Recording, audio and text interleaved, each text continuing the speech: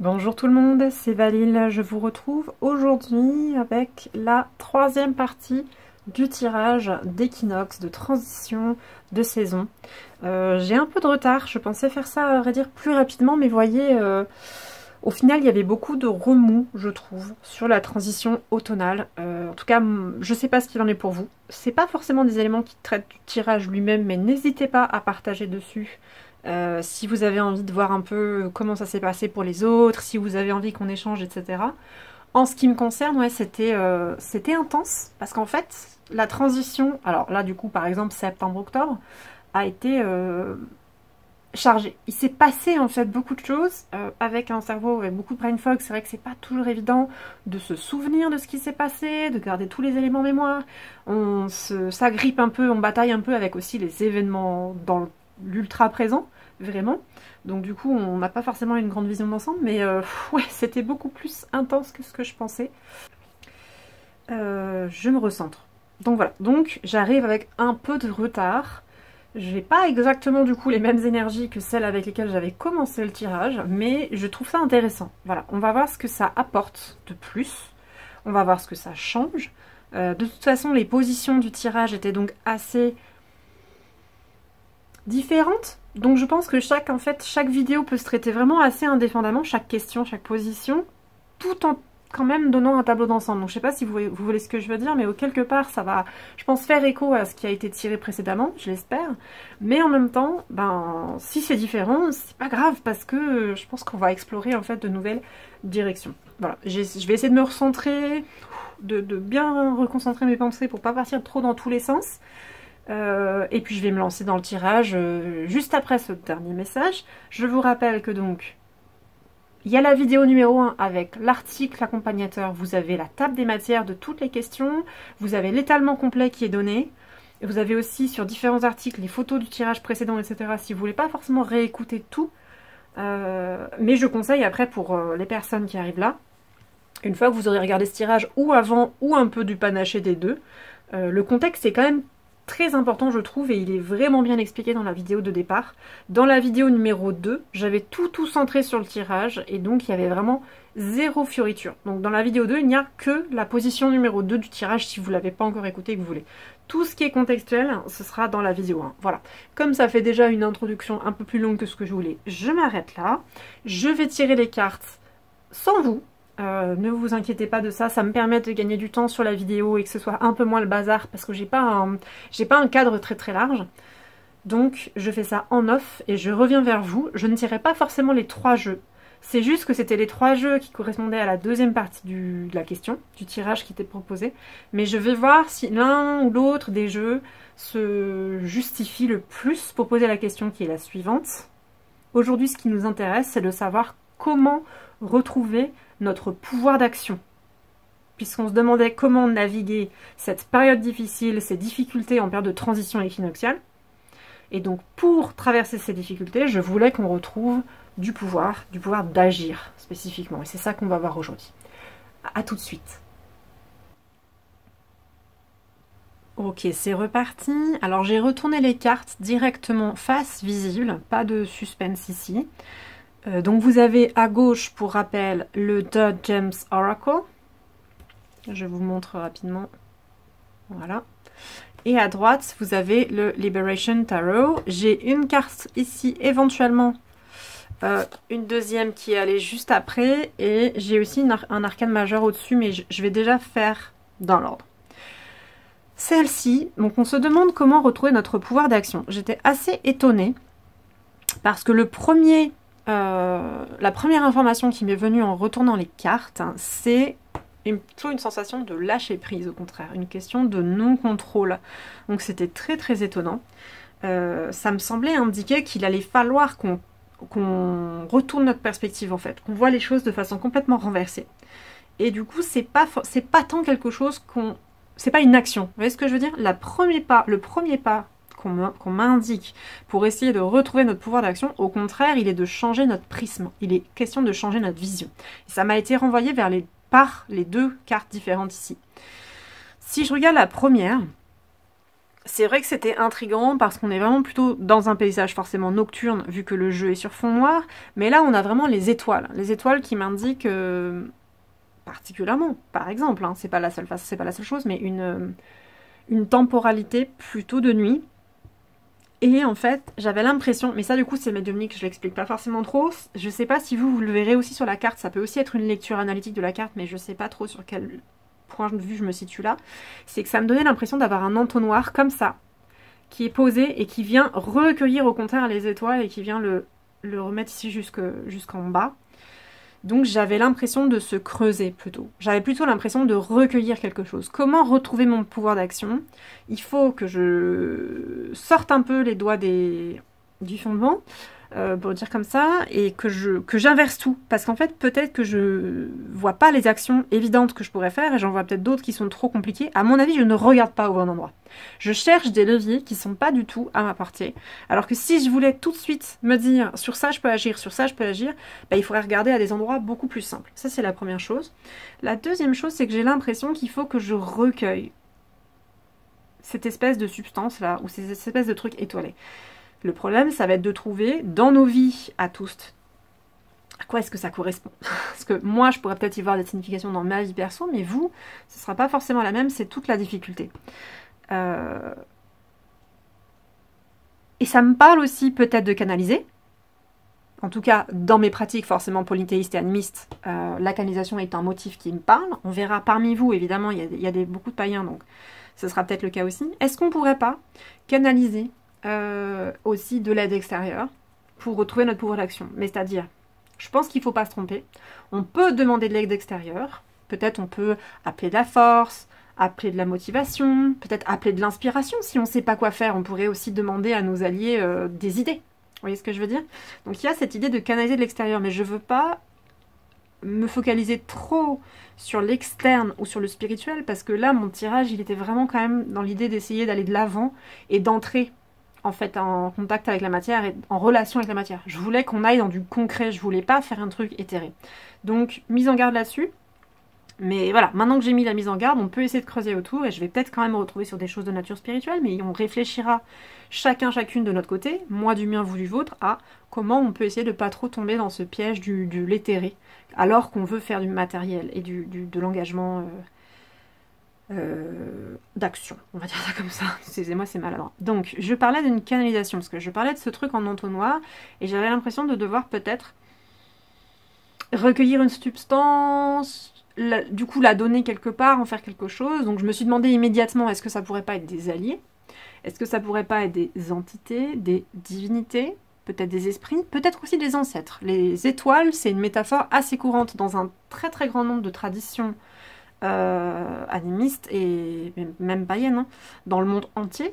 Toute culture confondue, les étoiles, c'est quand même souvent relié aux ancêtres. Enfin, ça arrive fréquemment, donc je le dis. Est-ce qu'on pourrait se renforcer au niveau de la motivation, au niveau de la force, au niveau de l'énergie, au niveau des convictions, en se reliant mieux à nos ancêtres, en canalisant cette force ancestrale? Vraiment, ça peut être en soi, le sentir dans son corps, le ressentir dans son cœur, le ressentir dans sa voix, savoir qu'on porte comme ça quelque chose. Ça peut être une responsabilité, ça peut être une problématique qu'on traverse nous en ce moment, mais qu'on sait que nos ancêtres de sang ou pas de sang, hein, je rappelle, les ancêtres c'est vaste comme notion, mais qu'on peut partager avec des ancêtres et qu'on pourrait les porter avec nous pour aller de l'avant, pour aller chercher de l'action. On pourrait leur demander conseil, mais on peut aussi juste, vous voyez, se mettre en connexion avec ces personnes, avec ces personnalités, pour aller de l'avant. J'avais une autre idée quand j'ai parlé de canaliser qui est venu. Espèce d'entonnoir. Oui, je me suis demandé où est-ce que ça allait aller. Et j'ai remarqué quand même, on était très inversé au niveau des polarités ici, je le dis. À vous de voir dans votre vie de tous les jours à quoi s'applique cette métaphore. Si c'est une métaphore ou si c'est quelque chose qui peut être littéral dans votre cheminement humain et dans votre cheminement spirituel, on a vraiment le ciel en haut et la terre ici en bas, et on canalise ce truc vers le bas. Donc je me suis dit, ça m'évoquait cette notion de canaliser dans la matière ces étoiles, qui sont du coup peut-être beaucoup plus lointaines, pas forcément faciles à comprendre, distantes, bon ça va avec l'antenne, etc., mais qu'on allait du coup matérialiser quelque chose qui l'était peut-être pas. Ça me parle beaucoup. Justement parce qu'on est dans le matériel, on n'est pas purement, ou on n'est pas que dans l'espèce d'éthéré. Qu'est-ce qu'on pourrait faire, nous, en tant qu'action, pour retrouver notre pouvoir d'action? On pourrait peut-être essayer d'incarner des choses. Incarner des valeurs, ou incarner, comme je disais, porter avec nous ses ancêtres et les porter avec nous au quotidien. Et que ça ne devienne pas juste une espèce de truc principiel, mais que ça soit dans l'action. Les amener avec nous à faire des choses, ou faire des actions qui ont tellement de sens à être reliés à nos prédécesseuses, que c'est incarné. Cette idée d'ancestral ou cette idée de lignée ou quoi, on la porte en fait. On la porte vraiment dans le réel, dans le quotidien, dans le tous les jours, dans nos gestes, dans nos faits et gestes. Il y avait de ça. J'avais un truc que j'avais senti aussi au niveau de la terre avec les plantes en bas, que je vais peut-être pas retrouver parce que c'est vraiment difficile pour moi de concentrer les idées. Je suis intriguée en fait par les 3 phases. Il y a vraiment ce truc clignotant, mignon comme tout, en haut, je disais éthéré, un peu mystérieux, les étoiles, tout ça. Là, on a un truc hyper présent dans la matière. Je sentais le végétal de la feuille, sa texture, chaud ou froid, son odeur. Est-ce que c'est doux? Est-ce que c'est huileux? Est-ce que c'est pour eux le goût de la plante, l'odeur, etc. Voilà. J'avais tout ce genre de trucs très très incorporés en dessous. Et entre les deux, on a quand même une phase avec ces nuages qui, moi, je vous le dis, hein, ça n'a probablement rien à voir avec le tirage, mais sait-on jamais que ça parle à quelqu'un. Ça m'a fait rire parce qu'au début, en fait, j'ai vu des méduses. J'ai vu des espèces de méduses à l'envers, puisque ma carte est à l'envers, mais avec des petits, avec leurs petits filaments là, le chapeau en haut et les petits filaments là. Donc ça m'a produit une drôle d'impression entre, du coup, l'eau et après, là, on avait l'air et là, on avait la terre. Donc j'avais les 3 éléments l'un avec l'autre. Ciel, eau, terre. Si jamais il y a quelqu'un à qui ça peut parler, ça, je le dis. Mais du coup, c'est drôle parce que c'est pas vraiment l'image qu'on se fait d'une canalisation. C'est comme si je devais canaliser, par exemple, donnons une autre métaphore, un parfum. Quand on fait de l'alchimie, des trucs comme ça, on veut par exemple distiller des plantes, obtenir du parfum, obtenir de l'huile essentielle. On a de la matière brute là dans un petit pot, mais dans le ballon, en fait, les molécules et tout ça, c'est volatile en fait. Donc c'est la partie la plus éthérée. Et pour les retenir, justement, on prend de la matière, on prend un alambic en métal, on prend des je sais plus comment c'est le nom en chimie, mais tous ces récipients qui sont en verre, là, donc du verre, de la matière solide, pour recueillir ce non solide, ce gaz volatile. Et en dessous, on obtiendrait ce liquide, ces particules d'odeur sous forme liquide, les huiles essentielles, ou huileuses d'ailleurs, huile essentielle ou parfum, ou choses comme ça. Et là, en fait, la phase qui permet de recueillir ce qui est en haut, techniquement, c'est celle du milieu et c'est la phase qui est éthérée. C'est celle-là. Parce que si c'est des nuages, c'est des trucs qu'on ne peut pas trop saisir. Enfin, c'est l'image qu'on se fait d'un truc cotonneux. Mais du coup, un nuage, quand on le traverse, si nous-mêmes, on a une fois dans sa vie pris l'avion, ou si on a vu des images aériennes, scientifiques, ou de films ou quoi, ou quand on prend l'avion, les nuages, en fait, on les traverse. C'est poreux. Enfin, on passe à travers. C'est un état qui n'est pas complètement, on appelle ça aérien, puisque c'est déjà un état de la matière qui tend vers les gouttelettes, qui tend vers l'eau, mais on les traverse. Et du coup, l'idée de récupérer une matière éthérée avec un objet qui n'est pas solide, comme le verre récupère les molécules de parfum, de l'essentiel, machin, je trouve ça étonnant. Donc là, tout de suite, maintenant, je ne retrouve pas où j'allais avec ça, mais je voulais vous le dire. Il y a un côté un petit peu paradoxal de cette image pour retrouver mon action. Ici, je voulais canaliser de l'ancestral, ou quelque chose qui vient du ciel, ou peut-être tout simplement le divin, puisque l'image la plus terre-à-terre du divin, la plus répandue, c'est que le divin est en haut, l'humain est sur terre. Et nous, on va se trouver sur terre ici, au niveau de la plante. Dans la matière, on va récupérer ça, mais du coup, on canalise la matière avec un autre truc pas complètement matériel pour aller vers du matériel. Vraiment, ces phases-là, je suis désolée, parce que je pense qu'il y aurait un truc très intéressant à en faire. J'arrive pas forcément à la conclusion, mais je vous le donne.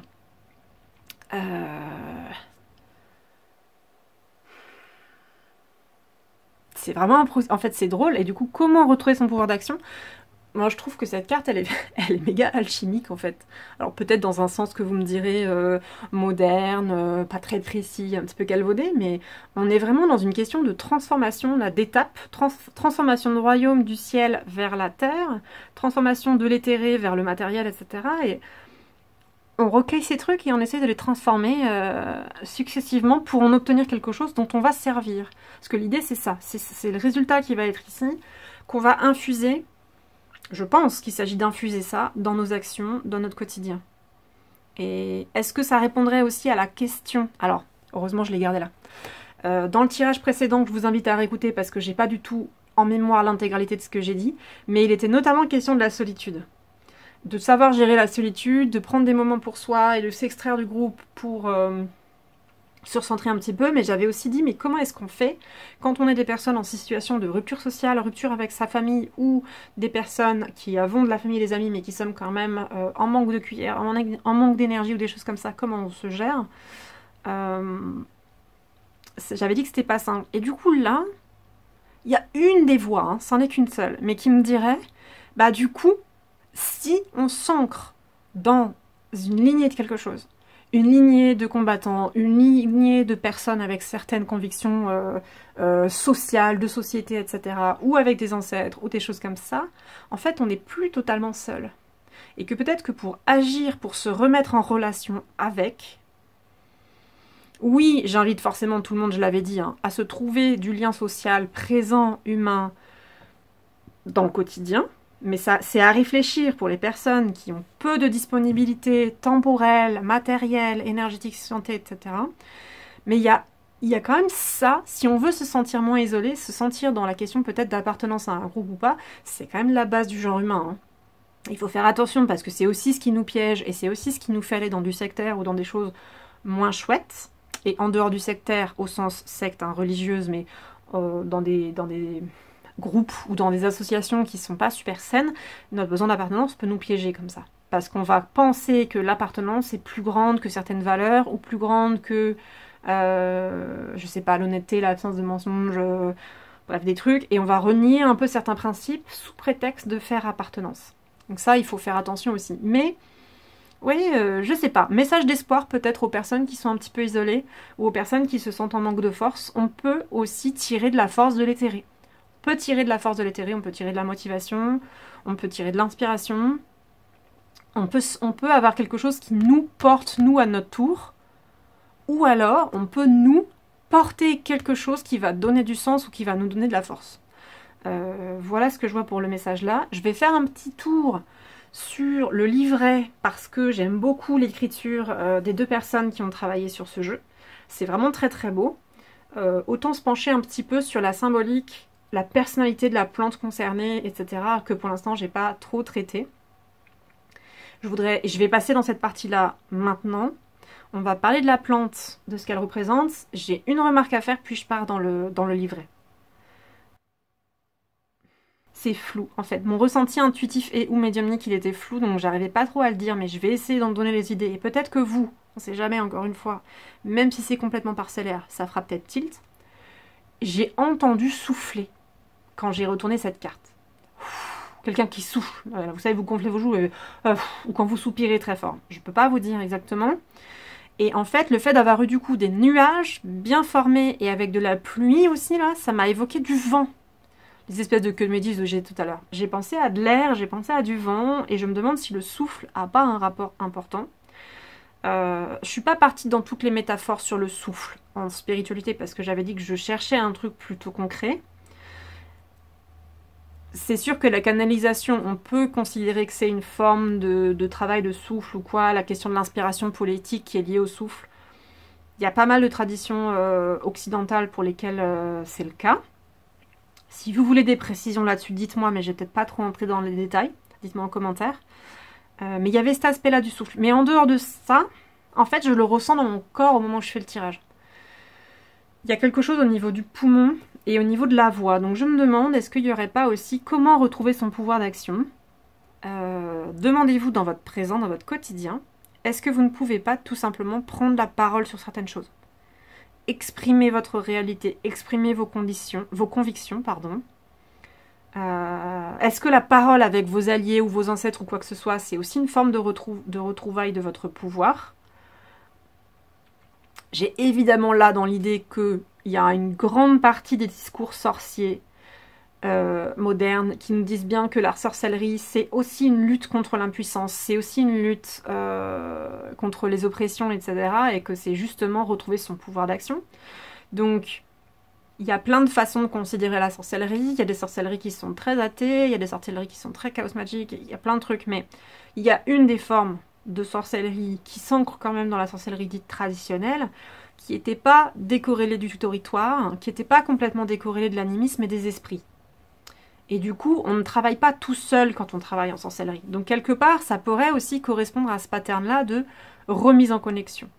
Retrouver votre pouvoir d'action, ça peut aussi être de vous relier à une cosmogonie, de vous relier à un territoire, de vous relier à un ensemble d'écosystèmes duquel vous faites partie, retrouver votre place dedans, savoir les voix de qui vous choisissez de relayer. C'est pas français ce que je viens de dire, mais vous comprendrez ce que je veux dire. Donner de la voix pour soi ou donner la voix des autres, porter des voix, ça peut aussi être ça, le pouvoir d'action. Dans les théories progressistes, c'est aussi que toutes les entités, enfin toutes les individualités n'ont pas la capacité de parole et n'ont pas la capacité de se défendre, et qu'on prend aussi la défense et la parole pour celles qui ne peuvent pas, notamment par exemple les animaux. La question du bien-être animal. Je donne juste un exemple, hein, mais voilà dans quoi ça s'inscrit pour moi cette question de pouvoir, de donner de la parole, de retrouver cet alignement avec quelque chose de haut vers le bas ou de bas vers le haut, de peut-être de lignée ancestrale. Et c'est vrai que la reconnexion à la magie est souvent présente, à la sorcellerie est souvent présentée comme ça. Donc je peux pas le nier. Je pense que c'est possiblement une information qui est dans le tirage. Mais il faut que vous voyez en votre fort intérieur quels éléments de soit ce qui est visuel, soit ce que j'ai dit vous évoquent cette magie, et en quoi ça vous donnerait effectivement ce sentiment de retour à une force en fait que vous auriez. Et je pense qu'il y a de la force dans le collectif, il y a de la force dans le collectif non humain, il y a de la force dans le collectif en fait éthéré, invisible. C'est pour ça que je me suis permise d'en parler quand même, de se sentir effectivement... Oui, c'est pour ça que je parle du collectif. Je parlais d'appartenance tout à l'heure, c'est un peu ça. Et il y a de l'appartenance des deux côtés, dans le terrestre, dans l'incarné, dans l'humain, dans le présent, mais des deux côtés. Excusez-moi, j'essaie de recentrer mon idée. Le souffle, la voix, oui, porter les voix, retrouver son pouvoir d'action, ça peut être de donner de la voix. Et je disais qu'il y avait aussi une histoire de se reconnecter à son pouvoir intérieur. C'est pour ça que j'ai parlé de sorcellerie. Et donc de se rendre compte qu'en dehors de l'action, retrouver son pouvoir d'action, en fait j'ai l'impression que la carte me troll un peu en me disant c'est aussi littéralement retrouver son pouvoir tout court. Du pouvoir on en a. Et se sentir fort, il y a se sentir fort, il y a agir. Parfois c'est les deux. Et parfois l'étape 1 pour retrouver le pouvoir d'action et aller dans l'action, je pense que c'est déjà retrouver la conviction profonde qu'on est puissant. Enfin qu'on a de la gentilité, donc on est capable d'agir et qu'on a de la force quand même. Je sais pas si vous voyez bien ce que je veux dire, mais je pense que dans un monde qui vise à nous sidérer, qui vise à ce qu'on soit inactif le plus possible, ou trop actif, mais pour les mauvaises choses, pour ne pas nous laisser beaucoup de temps libre, beaucoup de temps de réflexion, etc., être beaucoup dans l'hyperactivité néfaste. Ah, excusez-moi, je perds mon fil. Oui, excusez-moi, ça y est, j'y suis. Je me suis réécoutée, j'ai été obligée de me réécouter parce que j'ai vraiment mon cerveau qui a phasé. Je parlais du fait que parfois on n'agit pas parce qu'on se sent impuissant et que c'est ça que les cartes nous invitent à décoincer. Et que donc on vit dans un monde compliqué, surstimulant, surstimulé, tout le temps dans la course, l'action, la frénésie, le machin, le truc. On prend pas le temps de ralentir, on prend pas le temps de se regarder les choses en face, etc. C'est compliqué. Et que dans un monde comme ça, et j'avais parlé de la sidération, j'ai parlé de la théorie de Naomi Klein dans soit la première partie, soit la deuxième, effectivement se rendre compte qu'en fait, non, on est des êtres agissants, on a voix au chapitre et on peut faire des choses et qu'on n'est pas du tout coincé, on n'est pas du tout impuissant. Ça, c'est difficile. Donc je pense que cette carte, elle voudrait peut-être nous insuffler, nous réinsuffler de l'espoir. Ça peut venir de la voix là de nos ancêtres. Peut-être que cette carte, c'est nos ancêtres qui viennent nous dire collectivement non, mais écoutez pas ces bêtises-là, vous êtes des êtres humains qui êtes peut-être d'ailleurs matériels. Donc vous avez littéralement une incarnation, une présence, un poids sur Terre. Vous pouvez peser, vous pouvez faire des choses. Vous n'êtes pas totalement sans rien là. Donc il y avait ça. Et donc j'étais sur le souffle, si je reviens encore en arrière, j'étais sur la question du souffle et donc de la plante. J'avais dit, je vais essayer de venir plutôt sur ça. Et j'ai lié en fait l'idée du souffle à l'idée de la plante. Je ne l'ai pas précisé quand j'ai commencé mon commentaire, mais j'ai parlé du souffle à cause de ça. Je l'ai senti, je l'ai entendu, mais pour moi c'était lié à la question de la guimauve, puisque donc Marshmallow c'est la guimauve officinale. Je vais y revenir. Donc il y avait la voix, la question de peut-être prendre voix, faire entendre sa voix, ces choses-là. Donc voyez dans votre quotidien quelles sont les difficultés que vous traversez en période de remous. Et est-ce que, tout comme moi, vous êtes quand même préoccupé par les remous, par les difficultés qui sont sociétales. Et donc, comment vous pourriez faire entendre votre voix? Comment vous pourriez prendre la voix? Alors, je vais donner des exemples basiques. Je vais donner des exemples très classiques qui vont être plus ou moins importants selon le prisme politique par lesquels vous regardez. Hein. Mais il peut y avoir les pétitions, il peut y avoir le fait de prendre la parole et de contacter directement son député.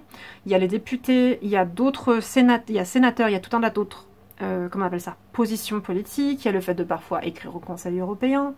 Il y a le fait de littéralement prendre un porte-voix et faire porter sa voix, donc peut-être dans la rue, manifester, ça peut être chanter, ça peut être répondre à des QCM, des référendums, ça peut être vraiment beaucoup plus concret, c'est-à-dire on n'est pas forcément obligé de se reposer sur le gouvernement. Ça peut être remplir un questionnaire de satisfaction dans son hôpital qui est en train de se casser la gueule et qui fait un sondage sur l'état d'un service ou quoi que ce soit. Ça peut être même d'écrire, hein, ça peut être prendre la parole. Vous pouvez aussi initier un mouvement qu'on vous a pas demandé. Faire une réclamation parce que quelqu'un peut-être vous aurait maltraité, excusez-moi de parler d'expérience, c'est le premier exemple auquel j'ai pensé, mais qu'il y avait l'état d'un service qui était peut-être pas dans un état acceptable. On sait qu'ils vivent des conditions extrêmement compliquées, les coupes budgétaires, etc. Le monde est en train de détruire notre système en France présentement, donc c'est terrible. Et donc il y a des pressions qui expliquent que ça puisse déraper, mais il y a dérapé, et il y a le fait que même s'il y a des situations de pression, c'est pas forcément acceptable que ça retombe sur le patient dans un cadre comme celui-là. Donc on peut se faire entendre. Je disais qu'on pouvait aussi faire entendre la voix d'autres individualités, pas toujours incorporées d'ailleurs. Donc j'ai parlé de la manifestation, il n'y en avait pas un autre encore que j'avais vu. Ça peut être localement, ça peut être votre mairie qui fait un sondage, ça peut même être parfois le parc, vous avez un parc à côté de chez vous si vous êtes en ville, parfois ils veulent faire des travaux, ils veulent faire quelque chose, et il y a aussi un référendum là-dessus. Ça peut être aller en réunion de quartier, donc réunion avec la mairie, donc c'est toute la ville, ça peut être réunion de quartier, ça peut être réunion du voisinage, ça peut être réunion de la copropriété. Vous pouvez partout prendre la place qui est la vôtre en fait, et la faire entendre et défendre votre point de vue, et chercher peut-être à vous associer aussi avec d'autres personnes qui ont les mêmes problématiques que les vôtres, qui ont les mêmes problèmes que les vôtres, je pense, pour les faire entendre, etc. Vous pouvez aussi, pour les personnes qui ont la capacité ou quoi, vous pouvez aussi faire entendre votre voix par des moyens qui véhiculent. Pensez à d'autres véhicules de votre parole en fait, parce que ça peut être en personne, mais est-ce que ça peut pas être un texte?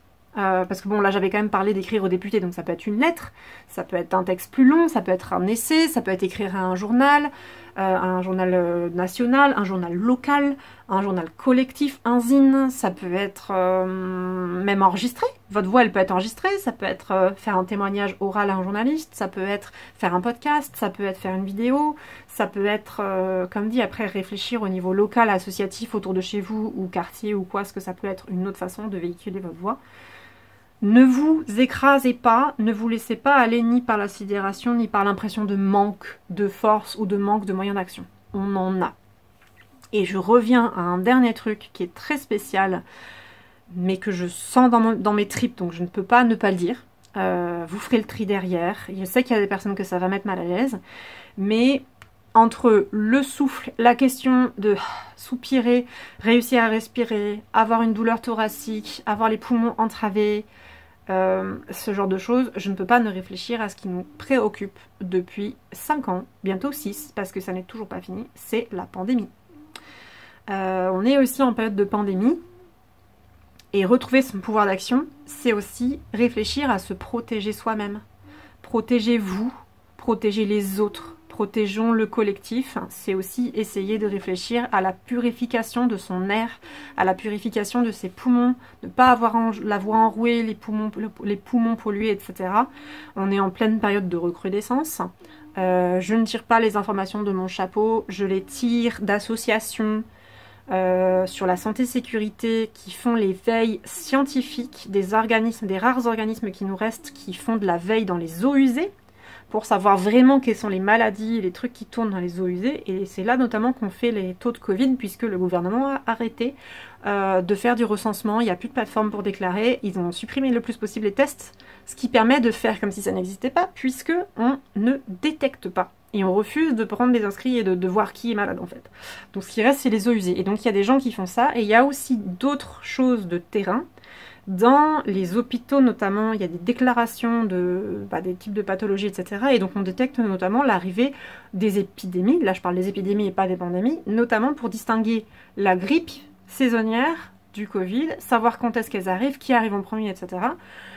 Et là, notamment, vu qu'on sort de l'été, la grippe, c'était fini, hein, il n'y en avait pas. Donc les maladies qui est revenue extrêmement fort en septembre, et c'est logique avec le modèle de la famille qu'on a actuellement avec les enfants, et l'absence de protection des enfants, etc. Enfin, à l'école, et les gens qui se transmettent les trucs en permanence au travail à l'école, le Covid a explosé à la rentrée. Donc il faut le savoir, et on a donc des chiffres. C'est pour ça, je disais, je vous sors pas de mon chapeau. Pour les personnes qui veulent suivre ça par elles-mêmes, qui veulent se renseigner sur ce type de suivi, etc. Pareil, laissez un type de commentaire en dessous si vous voulez. L'idéal, ce serait que je n'oublie pas et que je le mette en description de la vidéo. Enfin, du coup, peut-être pas dans la description, mais dans l'article accompagnateur, je pourrais vous mettre le nom de ces structures qui font ces veilles vraiment chiffrées, quoi, cette étude des eaux usées, etc. Je pourrais vous les mettre, pardon. Donc, je pensais à ça. L'idée, c'est de se protéger. Hein. C'était pour ça que je parlais de tout ça. Retrouver son pouvoir d'action, c'est aussi faire en sorte de ne pas dégrader sa voix, ou, du coup, c'est tout le corps physique, en fait, parce que je pensais à la voix et je pensais aux poumons. Mais donc, il y a tout ce qui pourrait vous entraver, en fait. Le fait de tomber malade, de perdre de l'énergie, de perdre littéralement une voix physique, de perdre peut-être de la capacité à réfléchir, de la capacité cognitive, parce que si vous êtes fatigué, si vous êtes préoccupé, il faut aussi travailler pour faire rentrer des sous, mettre du beurre dans les épinards, réussir à survivre pour plein de personnes. Pour les précaires, c'est de plus en plus fort, évidemment. On réfléchit à tenir pour pas avoir un jour de carence, etc. C'est compliqué, hein, ce genre de réflexion, mais il faut faire en sorte de réfléchir à comment se protéger au mieux, et je pense que faire en sorte de collectivement se renseigner sur la purification de l'air, c'est pour tout le monde en fait. C'est pour tout le monde, pas juste les personnes dites fragiles, parce que c'est un peu aussi une construction mythique. Parce qu'en fait, oui, il y a des personnes qui sont immunodéprimées et qui ont plus de défense, donc elles ont des cas particuliers. Mais en fait, il y a plein d'autres personnes qui peuvent être touchées par le même genre de virus sans être immunodéprimées, et elles vont avoir quand même des dégâts. Notamment la grippe, elle peut faire du mal à tout le monde, pas juste aux personnes fragiles. Et elle peut aussi se transmettre d'une personne non fragile à une personne fragile. Et le Covid, là c'est pour ça aussi que ça me gênait, c'est que je mets l'accent sur la respiration, parce que je pensais à la voix, et je pense qu'on m'a indiqué ces deux trucs qui vont ensemble. Mais le Covid, il est multisystémique. Pour les personnes qui ne le savent pas, car ça touche toutes les sphères organiques du corps. Donc c'est dermato, cardio, neuro, pulmonaire, digestif. Il y a tout dedans en fait. Donc ça va faire du mal, pas juste au niveau de la voix. Donc ça vaudrait le coup de se prémunir. Et je disais que ça peut toucher plein de sphères, parce qu'on peut se protéger de la grippe, et du Covid, et je crois que c'est VRS. Donc les personnes par exemple qui ont des enfants, je crois que ça peut être embêtant dans la petite enfance, certains virus en fait respiratoires, ça peut les taper plus fort, je crois, les enfants. Donc ça, les mamans ou il y a quand même certains papas qui ça pourra faire un petit peu peur, mais il y a même les asthmatiques, les personnes asthmatiques, tout ce qui va affaiblir l'aspect respiratoire ou qui va baisser l'immunité, ça peut poser problème. Donc purifier l'air, ça permet vraiment d'être plus équitable et plus dans la protection collective et dans le plus de justice pour tout le monde en fait. Et de préserver notre corps. Puisqu'on a bien ici, j'avais dit en bas, on a la matérialité, on a le corps, et notre corps, il faut qu'on le protège. Si on veut agir et se défendre, lutter collectivement, faire des actions, même dans notre vie perso, hein, parce que j'ai dit que moi j'ai parlé d'enjeux sociétaux, mais évidemment que dans votre vie perso, plus vous allez être fatigué, moins vous allez avoir d'énergie, etc., plus votre corps il va être abîmé, et moins ça va être facile de lutter. Et ça, toutes les personnes qui sont malades chroniques, handi, ou les personnes plus âgées vont vous le dire, c'est forcément plus compliqué avec un corps qui fonctionne moins bien. Donc voilà, et la fleur qui était donc représentée, c'est la guimauve, qui est quand même une fleur en herboristerie. Alors moi j'ai des ultra bases, hein. Quelqu'un qui fait vraiment l'herboristerie de métier pourrait vous dire des tonnes d'autres choses, mais c'est notamment une des fleurs qu'on prend quand même pour adoucir la gorge, pour calmer certains maux de gorge, des choses comme ça. Je pense que c'est précisément la gorge et c'est pas tant un expectorant ou un truc des voies respiratoires, mais il faudrait vérifier. Dans tous les cas, c'est intéressant parce que est-ce que cette carte ne pourrait pas nous dire littéralement, là, dans cette période de transition, est-ce que la guimauve officinale, en tant que plante, elle a des propriétés qui vont nous servir, mais est-ce qu'on pourrait pas se demander quelle est sa personnalité? Et là, on va aller vers l'animisme, mais on va être... Est-ce qu'on pourrait pas travailler avec l'esprit de la guimauve cet automne, pour gérer nos difficultés, gérer nos transitions? On aurait sûrement des trucs hyper intéressants à y faire. Ça pourrait être un objectif à se fixer. Comment retrouver mon pouvoir d'action cet automne? Ben, parmi les différents exercices ou différentes choses ou différentes directions, réflexions que je voudrais mener, peut-être que je pourrais essayer de me rapprocher de la guimauve. Et c'est pour ça que j'avais dit que j'allais jeter quand même un coup d'œil au travail d'Anne-Louise Burdet et de Chelsea Granger. Je vous les lis à la française, pour voir ce qu'elles disent justement de la guimauve. Alors, j'ai pris le livret, je voulais vous faire un résumé et je sens que je ne vais pas y arriver. Donc, ce que je vous propose, c'est que je vous fais faire une espèce de traduction en direct de certains passages. Genre, je ne vais pas tout lire mot à mot, je vais vous traduire les éléments qui attrapent mon œil au fur et à mesure des paragraphes. Et ensuite, ben, ce serait à vous de, je suis désolée, hein, de prendre des notes et de synthétiser. Je ne vais pas y arriver si je fais les deux en même temps, en fait. Donc... cette plante, donc j'avais dit la guimauve et je vous montre au passage le nom latin, c'est l'Altea officinalis. Hein. L'Altaea, voilà, donc je vous dis ça. Donc c'est, je vois que ça nous aide à briller, glisten and shine, c'est deux mots différents qui nous indiquent différents types de brillance. Ça permet aussi de répandre de la douceur. Donc je trouve ça intéressant, retrouver de la brillance, qui m'évoque au final la question des étoiles en haut. La douceur, j'ai pensé au terme émollient qui m'est venu en parlant de cette plante. Je vous invite à vérifier sa définition et à chercher aussi ce que ça pourrait traduire pour vous dans votre vie de tous les jours, soit comme métaphore, soit chercher littéralement des choses émollientes dans vos problèmes. Je vais donner un exemple à la con, désolée. Émollient, c'est notamment une propriété en cosmétique. Donc imaginons que vous traversiez en ce moment, dans cette période de transition automnale compliquée, je sais pas, imaginons j'ai une personne malade chronique là qui écoute, qui a déjà plein de problèmes de santé, et parmi les difficultés de santé de cet automne, peut-être il y a des trucs qui se rajoutent sur un ultra stress, des plaques par exemple d'eczéma, des plaques de psoriasis, des trucs comme ça envahissants. Et ben, une des clés pour soigner les plaques, les faire partir, avoir moins de douleur, etc., c'est de prendre spécifiquement des crèmes et des trucs de nature émolliente. Je crois que c'est littéralement le terme médical, enfin technique qu'on prend pour ça. Et donc là, quand j'ai eu le mot émollient et quand j'ai pensé à cette histoire de douceur, peut-être que ça pourrait littéralement indiquer à une personne qui écoute ce tirage, ben cherche ce que ça veut dire, cherche ce genre de crème et cherche si ça pourrait pas correspondre à un des problèmes que tu as et lui trouver une solution directe. Retrouver son pouvoir d'action. Écouter là, se dire ah, il y a peut-être un terme où il y a un truc que je pourrais apprendre et que je pourrais mettre en pratique directement pour tel ou tel type de problème que j'ai. Désolée, c'est le seul qui m'est venu, j'en ai pas d'autres. Donc je continue le livret. Ça parle aussi de libérer, de défaire en fait les tensions, clench, tension, des trucs vraiment... clench, c'est comme quand on ferme le poing comme ça, on serre le poing très fort. Donc libérer des tensions, c'est intéressant. Libérer aussi des places de friction. Donc elle disait que c'était l'image un peu de quelque chose qui glisse, la guimauve. Donc est-ce que son esprit, son énergie, sa personnalité, en relationnant avec elle, pourrait pas nous donner cette espèce de souplesse, justement, pour se défaire de certains problèmes qu'on a, pour desserrer l'étau à certains endroits, sur certains problèmes qu'on a, y compris dans le corps, puisque j'avais parlé du corps. Et si, clairement, on est dans une période là difficile, au point le plus neutre et le plus plan-plan que je puisse donner, oui, quel que soit le sujet, hein, personnel, l'endroit où on m'écoute ou quoi, si la période est difficile, on va être stressé, on va être crispé. Donc là, on va peut-être nous indiquer de travailler effectivement sur le corps et de chercher à défaire des tensions avec la guimauve en tant que plante, avec la guimauve en tant qu'esprit, avoir l'un ou l'autre, mais vous pouvez évidemment chercher d'autres choses, parce que défaire des tensions et défaire des places de friction, ça peut être aussi des bains avec du sel d'Epsom, ça peut être aussi différents types de solutions, onguents, des choses comme ça, des crèmes à passer sur le corps sur des zones douloureuses. Bon, je vous laisse évidemment réfléchir. La guimauve, c'est une plante qui a des mucilages. Ah bah voilà. Ah punaise, bah j'étais pas sûre. Moi ça fait trop longtemps que j'ai étudié ça, mais c'est le cas du coup, j'ai pas entendu ça pour rien. C'est une plante qui a des mucilages et qui est émolliente. C'est le deuxième paragraphe. Ce qui veut dire qu'elle est lubrifiante, mais qu'elle est aussi hydratante pour soulager rafraîchir éventuellement, etc., des membranes ou des muqueuses ou des zones sensibles. Donc je vous invite à réfléchir à ça pour toutes les personnes qui ont des problèmes de manque de lubrification, donc hydratation, des choses comme ça. Ça peut aussi aider pour les cheveux, ça peut aussi aider pour plein de choses. Mais comme dit, il faut qu'on réfléchisse à la fois au niveau littéral de la plante, quel problème au quotidien ça pourrait résoudre, et il faut réfléchir en termes de métaphore.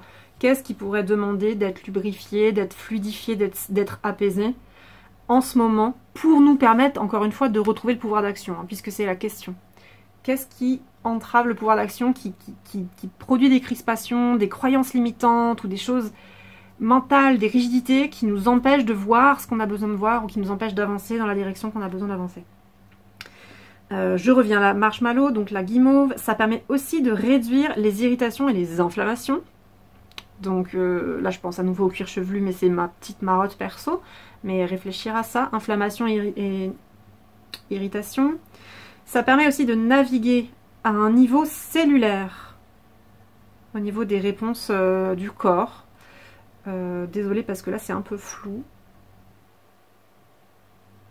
En tout cas, on nous dit de réussir à identifier ce qui est utile et ce qui n'est pas au niveau des réactions corporelles. Donc peut-être aussi retrouver son pouvoir d'action, c'est se reconnecter à son corps et comprendre quels sont les signaux qu'il nous envoie. Donc évidemment, il y a des choses, c'est un signal d'alerte positif ou négatif. Enfin, je sais pas comment dire. Le corps nous envoie des signaux qui sont pas toujours négatifs en fait. On les prend comme négatifs, mais en fait c'est juste notre corps qui communique. Et on peut très bien les prendre tel quel et dire ah bah tiens, là il faudrait plutôt que je renforce tel aspect parce que mon corps m'envoie tel signal. Et pas juste je devrais éviter telle chose parce que mon corps m'envoie tel signal. Donc je pense que faire le tri dans les signaux du corps, ceux qui nous aident, ceux qui sont vraiment négatifs, ou voilà, apprendre à faire le tri. Et derrière, ça nous dit que ça peut aussi créer du changement, évidemment, non pas évidemment, du changement, je me suis trompée de mot, durable, voilà, du changement durable au niveau des patterns inflammatoires qu'on a. Et ça peut parfois aussi, au-delà du durable, ça peut provoquer un soulagement immédiat. Je renvoie à l'histoire de l'apaisement de l'eczéma ou des trucs comme ça. Voilà, je ferme ce paragraphe-là. Ça peut être une métaphore d'un petit passage dans l'eau fraîche par opposition, par exemple, à une journée chaude. Donc nous, on va dans la période fraîche, là, on va dans la période sombre, automne puis hiver. Mais je vous invite à réfléchir sur comment retrouver votre pouvoir d'action, qu'est-ce qui bloque ou pas, quelles sont les métaphores qui pourraient vous être utiles. Là, il y a une opposition entre le chaud et le froid. Je vous laisserai chercher ça. Ça parle aussi, par exemple, effectivement, de mettre du miel dans son thé ou dans son infusion ou ce genre de choses. Ça parlait bien, effectivement, là, de guérir les maux de gorge. Ce genre de choses. Je continue. Au niveau de sa personnalité, c'est assez amical. C'est la guimauve, quelque chose ou quelqu'un qui tient l'espace, qui nous maintient aussi en place et qui nous maintient pendant qu'on navigue. Je viens seulement de tilter en fait qu'il y a pas mal de métaphores marines là dans le livret que j'ai lu jusqu'ici, mais que ça m'avait pas paru pertinent, mais en fait là j'y reviens. Parce que j'avais dit naviguer dans mon titre de vidéo au départ, j'avais fait cette faute d'anglais parce que j'avais dit comment naviguer les difficultés, mais en français naviguer c'est intransitif, donc c'est naviguer tout court. On ne navigue pas quelque chose. C'est en anglais qu'on navigate quelque chose. Et donc j'avais utilisé cette métaphore de la navigation. Et donc là, ça nous dit littéralement qu'on a quelque chose qui nous permet de tenir, qui tient notre centre, qui nous indique où est notre centre pendant qu'on est en train de flotter. Là, c'est sur un lac, par exemple, qui peut aussi maintenir notre tête, nous bercer. Et donc il y a une idée de soutien. Je trouve que ça ferait une super plan de soutien en fait, un super esprit soutien. Donc dans quelle mesure est-ce qu'on ne pourrait pas apprendre à relationner avec la guimauve en tant qu'esprit pour retrouver quelque chose, vous voyez, qui est de l'ordre... Alors c'est pas exactement de la régulation du système nerveux, mais c'est retrouver cette espèce de soutien. Et c'est quand même très physique, c'est vachement axé sur le corps, ce que j'aime bien, parce que je l'avais dit en intro, je crois... les périodes de crise, notamment sociétales, etc., et qui sont des excès de stress, et on se sent coupable de se couper du monde, de prendre du temps pour soi, de parfois on n'arrive plus à lire les informations, ça fait trop, il faut qu'on coupe les sources d'informations, mais en même temps on a l'impression d'avoir un privilège quand on peut le faire, ou de perdre contact avec les choses graves qui sont en train d'arriver quand on ne lit plus. Mais ça nous met dans des états limites en fait, on n'arrive pas.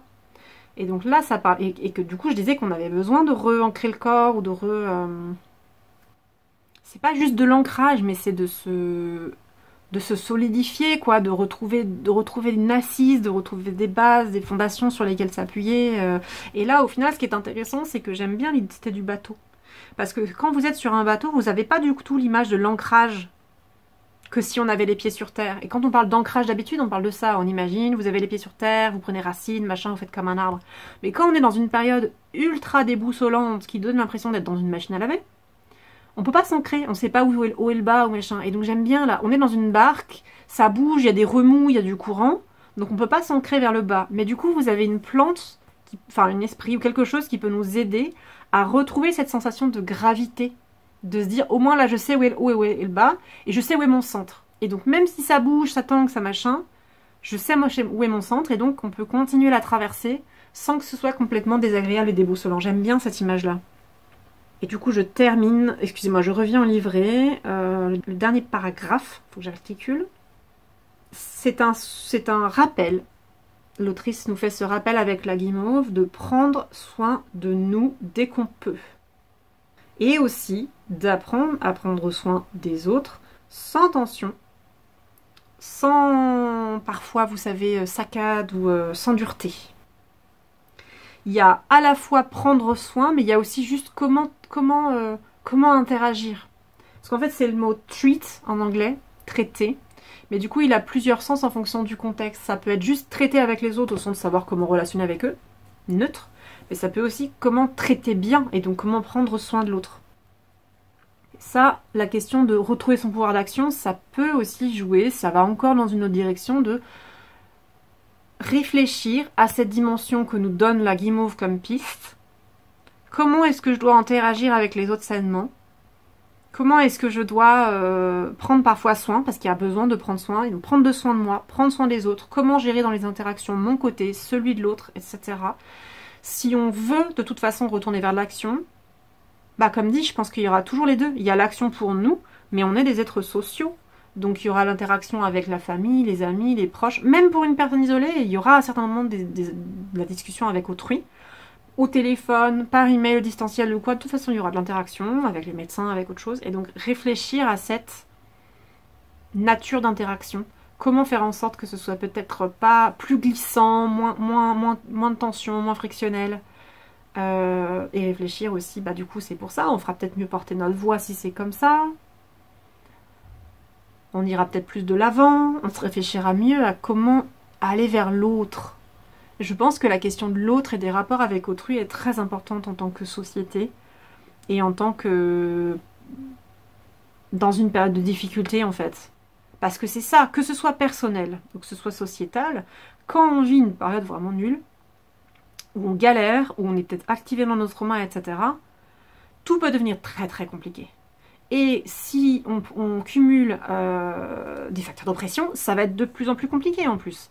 Parce qu'on va être encore plus activé, on va se sentir encore plus mal, on a plus de risques de continuer à obtenir des micro-agressions, des micro-blessures au quotidien, donc c'est complexe. Mais du coup, oui, comment je fais pour me gérer quand je parle à l'autre ? Comment je fais pour continuer d'interagir, ne pas me couper? Comment je fais pour rester en équilibre avec mes convictions malgré mon état plombé, ce genre de choses. C'est des réflexions à mener. C'est comme ce que je disais tout en entrée de jeu sur la question de... En fait, j'ai l'impression que ça dit de changer ce prisme. Et que retrouver notre pouvoir d'action, ça va vraiment passer par cette histoire de prisme d'abord. Et donc, c'est une réflexion plus qu'une action en premier sens. C'est une posture mentale à changer pour pouvoir agir mieux.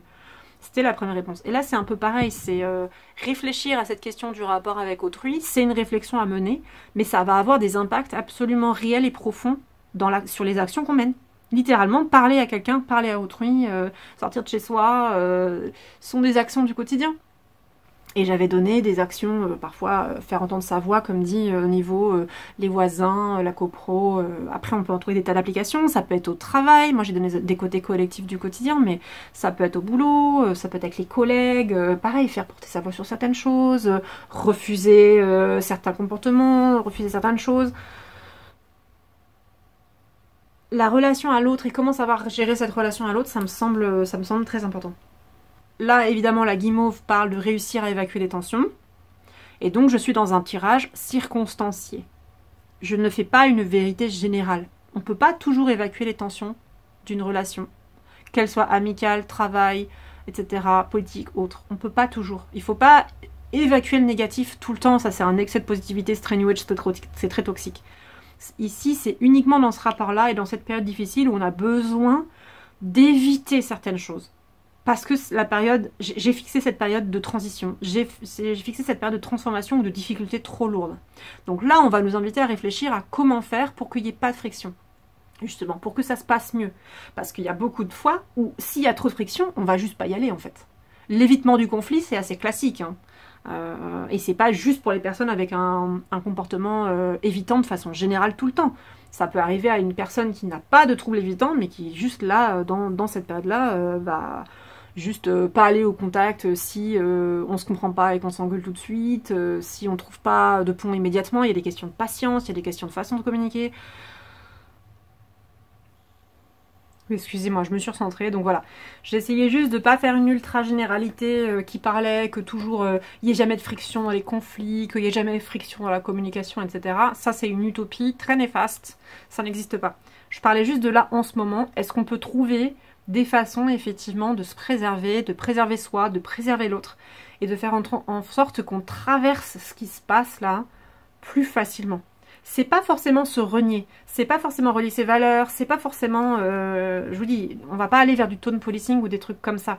C'est juste que là, en ce moment, il faut choisir ses combats. Il faut choisir là où on peut mettre son énergie, ses cuillères ou pas. Et si jamais ça vous permet, parce que la question c'était comment retrouver son pouvoir d'action, bah peut-être que là, on va mettre l'accent sur l'action et donc le but c'est d'aller de l'avant, c'est de réussir à agir et donc on va éviter les frictions autour. À certains moments, c'est important d'aller au contact, d'aller au conflit, d'aller à la confrontation plus frictionnelle parce que on va défendre des valeurs, on va défendre sa souveraineté, on va défendre des choses. Mais parfois du coup en fait c'est que l'action elle est autour de ce conflit, elle est autour de ce débat, de cette tentative de conviction ou de faire respecter certaines choses. Et là, visiblement, non, l'action, il faudra voir que peut-être on vise autre chose, on vise plus loin ou on vise un autre résultat, tout simplement. Et donc, si on vise cet autre résultat, la phase précédant ça, dans l'interaction avec autrui, on va chercher quelque chose qui glisse, quelque chose qui est coulant, quelque chose qui est non frictionnel. Et c'est peut-être ça, justement, qui va nous permettre d'aller de l'avant. Voilà, bah écoutez, je suis désolée, c'était vraiment ultra long. Mais c'est bien, je pense que c'est intéressant, ça me montre que je dois arrêter de culpabiliser quand je tire une seule carte et que je voulais montrer qu'on peut tirer énormément de choses d'une carte. Là, c'est le cas. C'est juste que du coup, je vous avais tiré en exemple une carte du Liberation Tarot que j'ai pas abordé du tout au final. Sachant que c'est un deck que je connais très peu pour l'instant, il est très récent dans mon environnement, quoi. Et donc c'est pas quelque chose que je vais hyper bien maîtriser, mais il a une écriture, ce jeu, que je trouve vraiment très belle, et donc j'avais envie, éventuellement, de réussir à vous partager ça, à vous partager en tirage sur une question très pratique, peut-être une autre vision, montrer ce qu'on peut faire d'autre avec du tarot, et ce qu'on peut nous proposer d'autre. Donc ce que je vais faire, c'est pareil, là je vais me passer de description de la carte, je vais passer directement dans la traduction des passages du livret, en direct. Pardonnez-moi pour les erreurs, pardonnez-moi pour les imprécisions, là je fais vraiment comme je peux, et c'est vraiment pas simple avec cette quantité d'informations que je dois gérer en direct. Donc ici, ce qu'on voit sur la carte, 4 baignoires en porcelaine, qui sont remplies d'eau, qui sont en train de briller, a priori on nous dit qu'elles brillent, les eaux, dans un champ de fleurs roses, de fleurs plutôt sauvages. Et dans le fond, on voit une petite gerbille avec une couronne qui lève sa tête par-dessus pas une d'ailleurs, peut-être des collines, et qui observe en fait, qui observe la scène.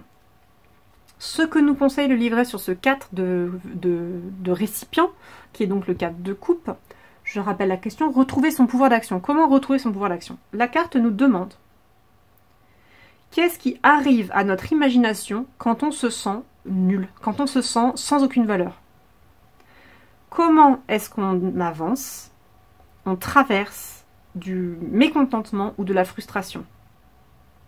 Le 4 de récipient est une carte qui navigue cette insatisfaction émotionnelle. Il est facile de devenir donc apathique, d'abandonner, de se sentir comme si le futur était déjà complètement prédestiné. Peut-être que le chemin en avant, on le sent comme bloqué ou alors surdéterminé. Donc le fait qu'il, comme dit, qu'il était déterminé à l'avance. Je m'arrête là pour ce début de passage. Je ne sais pas si vous vous rendrez compte, je trouve ça intéressant qu'on a retrouvé dans ce texte des choses qui ont été mentionnées, soit aujourd'hui, soit dans les tirages précédents. Le rapport au fait de se sentir sans valeur, la question du manque d'estime, la question aussi d'être mécontent, d'être trop frustré, etc., de gérer les émotions négatives. Mais ça nous dit aussi du coup qu'est-ce qui arrive à notre imagination, et ça j'aime bien, parce que ça correspond à ce que je disais, je trouve que ça nous disait ce tirage vraiment changer de prisme. Si vous vous sentez impuissant, si vous ne voyez pas ce que vous pouvez faire, ou vous pensez que vous ne pouvez rien faire, c'est parce que vous regardez le truc à l'envers, vous le regardez dans le mauvais sens.